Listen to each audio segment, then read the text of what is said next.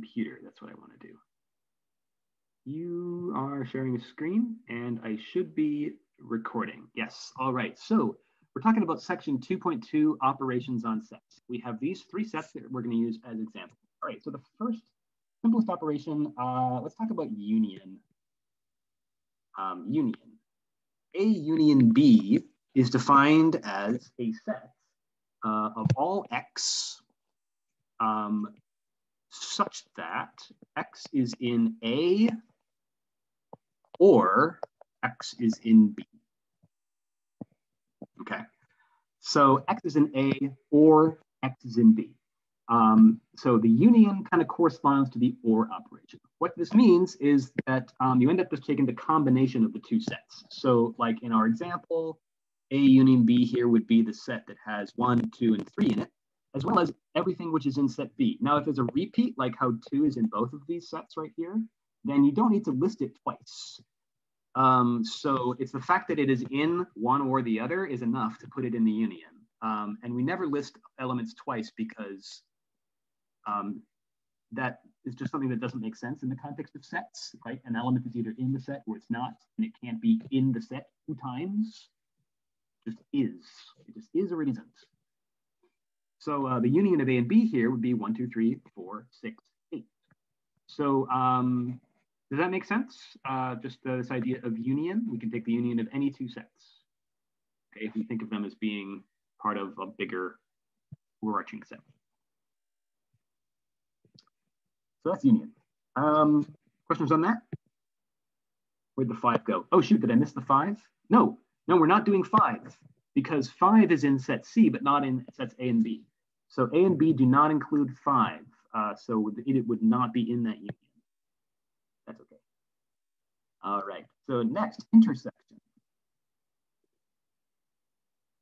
So intersection is this one. And it's defined by saying it's the set of all x that are in A and in B. So it's nice. Our union and intersection corresponds to the or and the and operations from logic. So if we take the intersection A intersect B in this case, what it gives us is just the overlap. So it would be like 1, 2, 3, and then 2. It looks like the only element that's in both of them is 2. So this intersection would be just 2. If there were more than one element that's in both, then that's what we would list. So it's all the things that are in both of them. It's possible for an intersection to be empty. I'm gonna revise the definition of C, and actually I'm gonna remove 3 from C right here, just so that A and C have no overlap. Okay, so sorry, I revised the definition of that one. But in this example, then A intersects C is going to be empty because there is no overlap between them. So you can write it like that, or you can write it as, when you have a set with no elements in it, it's the empty set. And that can be written, as a 0, like a 0 with a slash through it, or with a like a braces with nothing in between. That's our intersection. Okay, so next, complement. Now, before I explain complement, I need to talk about something I haven't mentioned yet, which is that strictly speaking, in order to apply these sets, we need to have A and B and C. We need to have these sets be subsets of something called U, which is a universal, right, which is a universal set. It's kind of like a domain. Like when you're dealing with, when we were dealing with predicates and quantifiers, remember we had like variables x and we'd quantify them like for all x. We're talking about the x's in some domain. So we had some specified domain in mind, right? So the universal set is kind of like that. You have to have some universal set in mind that is like, this is the set that all these other sets are coming from. They're all subsets of this other one. So I know some of you haven't watched the 2.1 videos. The idea of a subset is pretty intuitive. It's just like some, like potentially some, but not all of the elements. So in this example, so for this example that I'm doing here, let's have U equal the set of numbers from 1 to 10. or let's go 1 to, yeah, let's go 1 to 10. So I'm going to put dot, dot, and then I'm going to put it like a 7, 8, 9. Dot, dot, dot was kind of useless. What's the C with a line under it on the right yes. there? Good question. That is the subset symbol. That means is a subset. So here I'm listing these 3 sets, A, comma, B, comma, C. All 3 of those are different subsets of this thing called a universal set, which is U. Now, U could be different depending on the example, like the situation. Like the universal set is whatever you want it to be in the scenario, or whatever it's given to you. Okay, so in this case, I'm using the numbers 1 to 10 as my universal set. So does that make sense?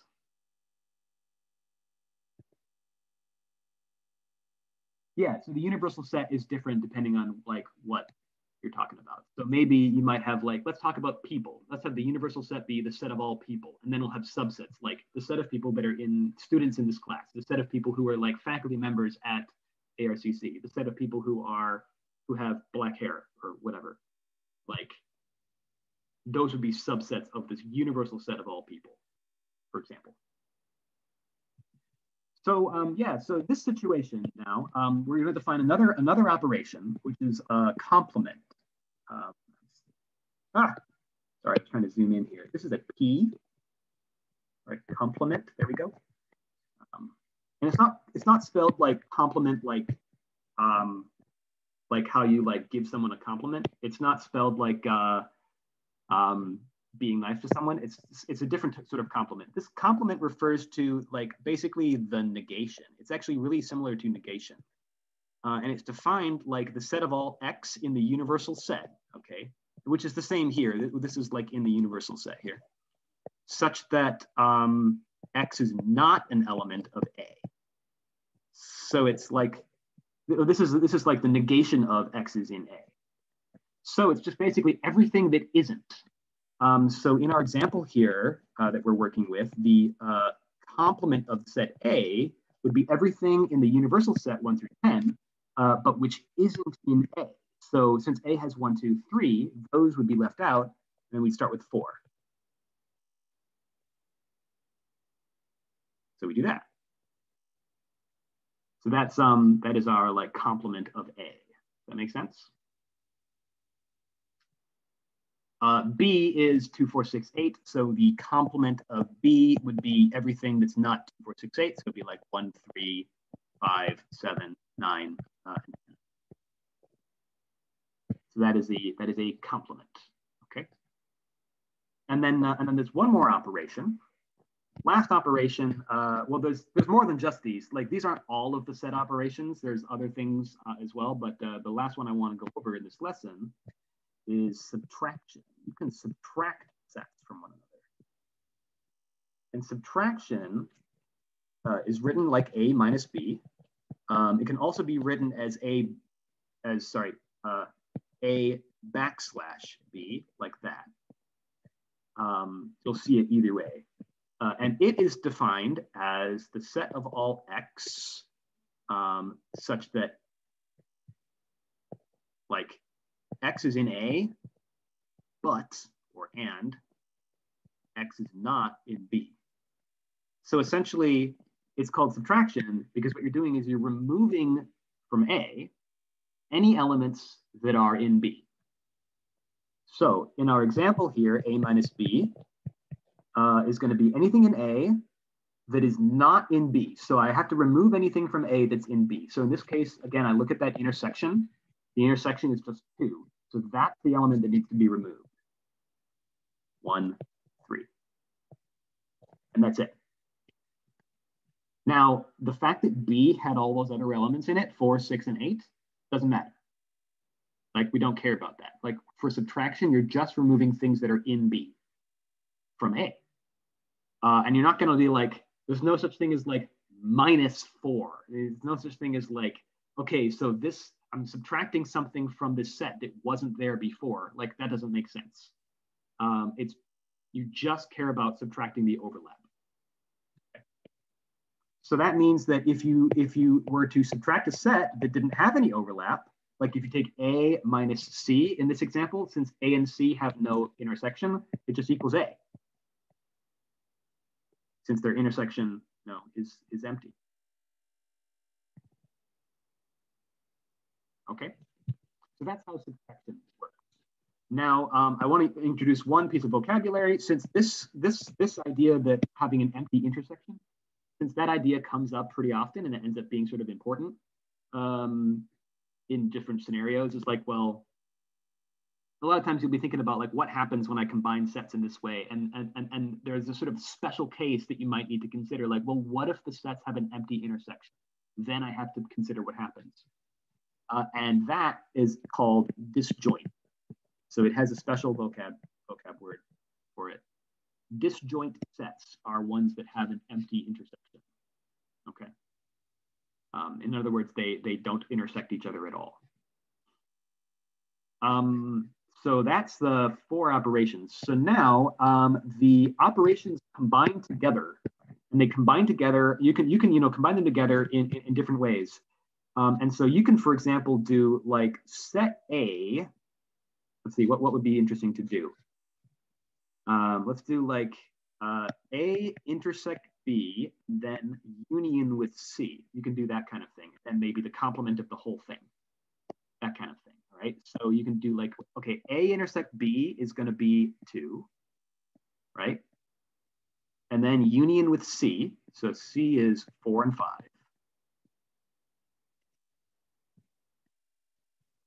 So far, this is equal to 2 union 4, 5, and then complement the whole thing. So what I have here is now the union is 2, 4, 5. Then I want to complement that. So the result of this would be 1, 3, 6, 7, 8, 9, 10. Like that. Okay. So these operations. How does subtraction work again? How does the subtraction work again? Yeah. Just a second. So the operations combine together just like algebra, right? Like the same way that your ands and ors and negations combine together, your unions and intersections and complements combine together, just like that. And in fact, all the rules for propositional logic still apply. And actually, like you get the exact same like set identities that are identical to the propositional equivalences. And so if you look at the reference sheet, you'll see the exact same ones with the same name, and they're all analogous to each other. So you have this wonderful situation where like sets and set operations follow basically all the same rules as logic and logic operations, which is pretty cool. And they both fall under this big heading of Boolean algebras. They're both different types of Boolean algebras. Okay. I have a question. I might want to, go ahead, and then I may have to go back to Mark's, but go ahead. How did you go from 2, 4, 5 to 1, 3, 6, 7, 8, 9, 10? Right, okay, that was the complement. I'll address that first, and then I'll come back to Mark's question. So going from those last 2 steps there, that's the complement. So the complement is this bar over the top. That's the operation that means take this set, and then you're gonna like take it's the negation. So it's like everything in the universal set that's not in that set. Like, where did that complement come from? Like in the top, I see right there. Oh, you started off with it. Okay, I didn't see that part. Okay, yeah, okay. There we go. Yeah, so I had that bar over the top right from the very beginning, which means complement the whole thing. Yeah. A great way to like picture it is like if this is your universal set. By the way, Venn diagrams are really, really useful here. I didn't draw Venn diagrams in this lesson, but you can draw Venn diagrams for all these operations, which is helpful. So I encourage you to like give that a try. I'll show you the one for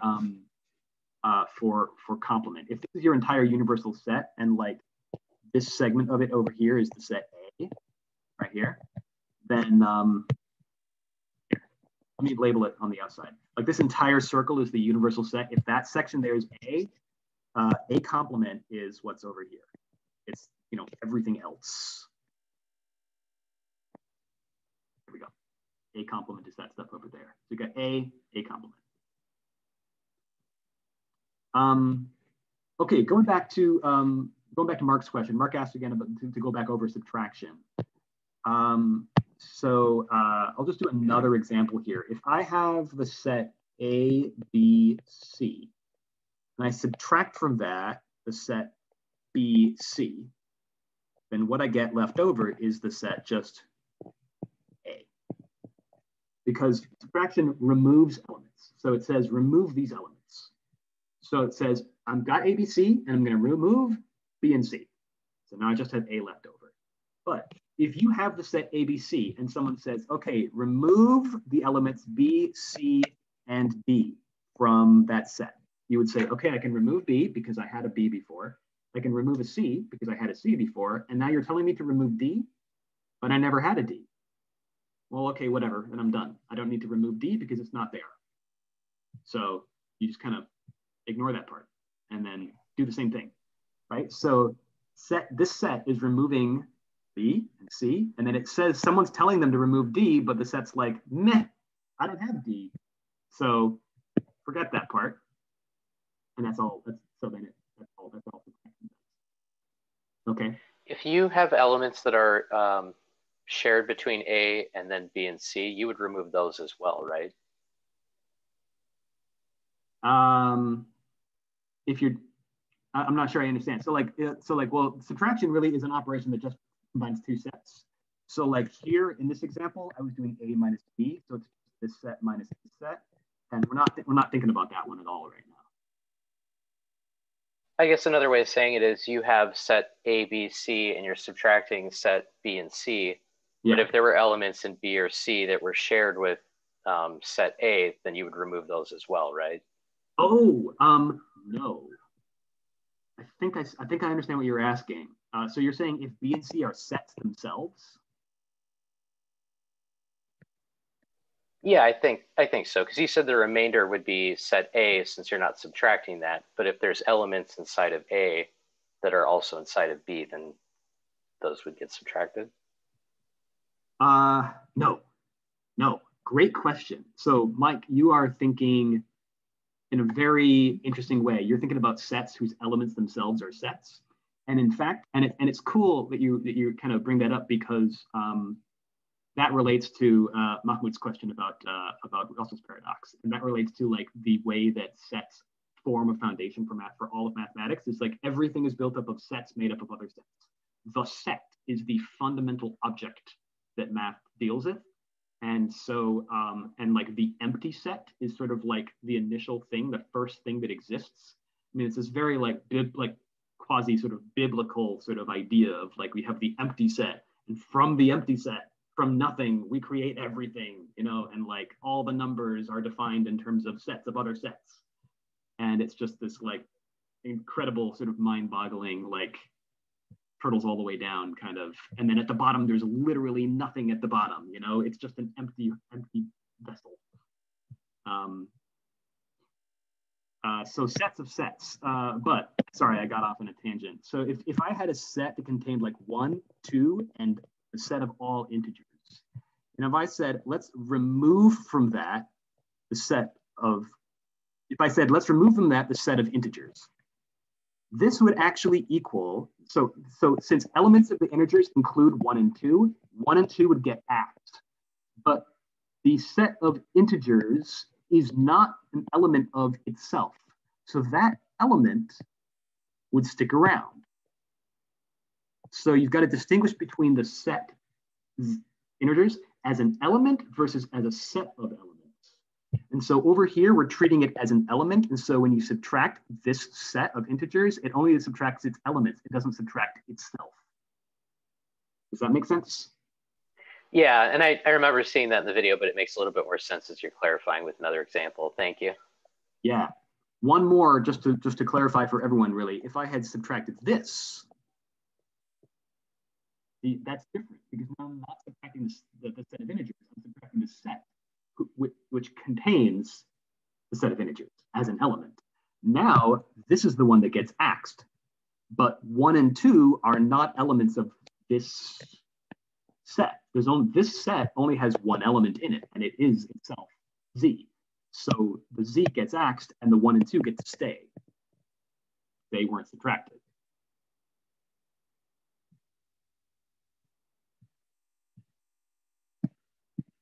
So that's like